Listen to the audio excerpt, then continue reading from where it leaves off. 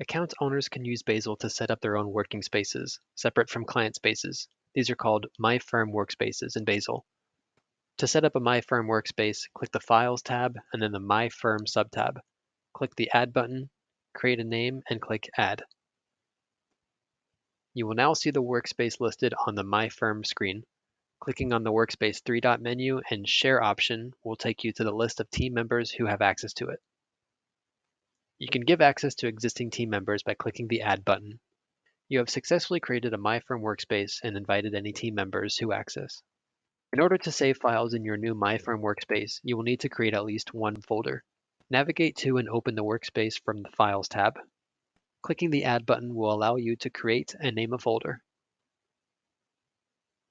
Click the folder name to get inside the folder. Clicking the Actions button will allow you to create and upload folders and files, or show and restore any items that have been deleted from the folder in the last 30 days.